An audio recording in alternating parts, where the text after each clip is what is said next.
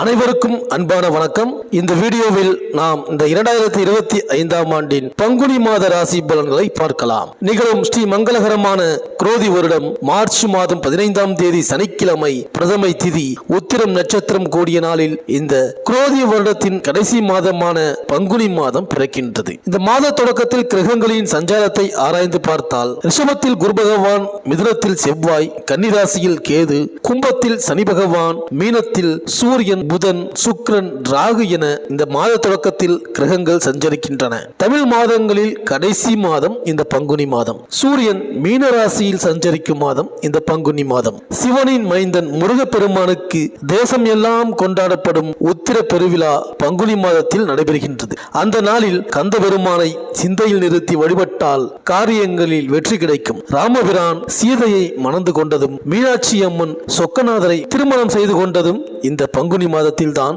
தெய்வ திருமணங்கள் நடைபெற்ற நாள் பங்குனி உத்திர திருநாள். அந்த இனிய நாள் இந்த வருடம் பங்குனி மாதம் 28ஆம் தேதி, அதாவது 11/4/2025 வெள்ளிக்கிழமை அன்று வருகின்றது. அன்றைய தினம் முருகப்பெருமானை முறையாக வழிபட்டால் தங்கு தடைகள் தானாக விலகும், மங்கள நிகழ்ச்சிகள் மனையில் நடைபெறும். மேலும் ஒருவரது ஜாதகத்தில் செவ்வாய் 2, 4, 7, 8, 12 ஆகிய இடங்களில் இருந்தால் செவ்வாய் தோஷம் என்று கருதப்படுகின்றது. அப்படிப்பட்டவர்கள் ஆணாக இருந்தால் பெண் கிடைப்பது அரிது, பெண்ணாக இருந்தால் மாப்பிள்ளை கிடைப்பது அரிது.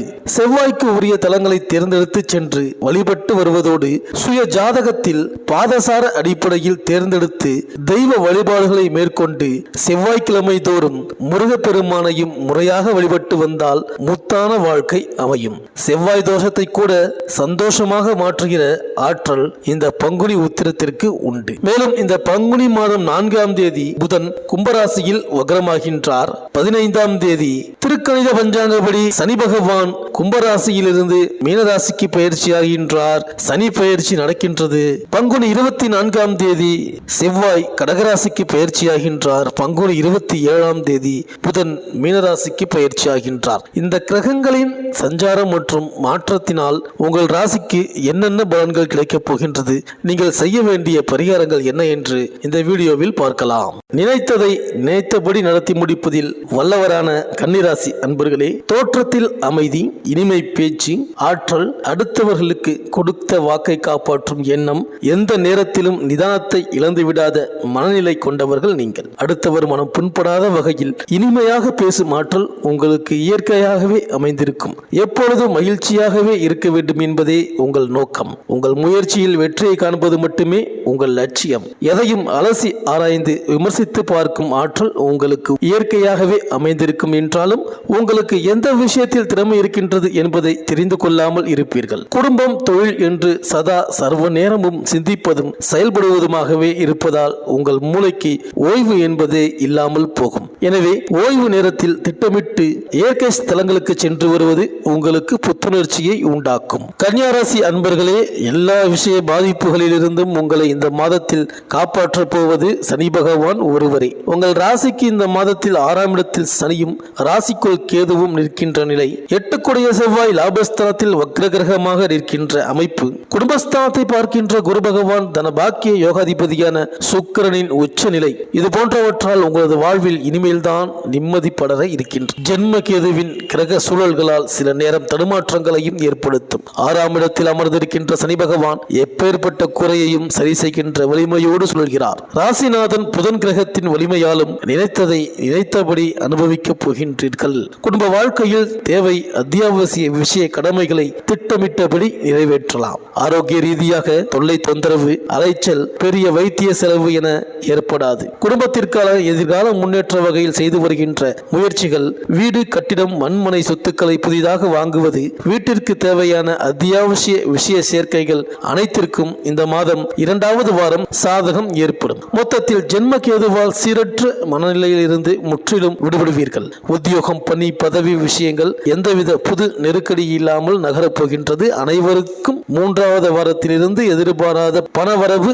திடீர் பரிசு, பண ஆதாயங்கள் உண்டு. சுபகாரிய திருமண விஷய ஏற்பாடுகளில் எவ்வித தடையும் ஏற்படாது. தொழில், வியாபார, நிர்வாக, பட்ஜெட் விஷயங்கள் அபரிமித திருப்பங்களை தரும். மேலும் மாத தொடக்கத்தில் மீனராசியில் புதன் நீச்சம் பெற்றும் வக்ரம் பெற்றும் சஞ்சரிக்கிறார். உங்கள் ராசிக்கும் தொழில் ஸ்தானத்திற்கும் அதிபதியானவர் புதன். அவர் வலிமை இழப்பதால் தொழில் வளர்ச்சியில் இடையூறுகள் ஏற்படும். எதிரிகளின் பலம் அதிகரிக்கும். உத்தியோகத்தில் ஒரு சிலருக்கு பணி நீக்கம் செய்யப்படும் அளவிற்கு பிரச்சனைகள் வரலாம். மேல் அதிகாரிகள் உங்கள் திறமைக்கு உரிய அங்கீகாரத்தை வழங்க மாட்டார்கள். உடல் நிலையிலும் சிறு சிறு தொல்லைகள் வந்து கொண்டே இருக்கும். உற்சாகம் குறையும். நினைத்த காரியத்தை நினைத்த நேரத்தில் செய்ய இயலாது. பங்குனி 4ஆம் தேதி புதன் வக்ர இயக்கத்தில் கும்பராசிக்கு வருகிறார். இந்த காலம் உங்களுக்கு இனிய காலமாகவே அமையும். தடைப்பட்ட காரியம் தானாக நடைபெறும். கடை திறப்பு விழா, கட்டிட திறப்பு விழா போன்றவற்றில் கவனம் செலுத்துவீர்கள். உத்தியோகத்தில் மேல் அதிகாரிகள் உங்களுக்கு வேண்டிய சலுகைகளை செய்வார்கள்.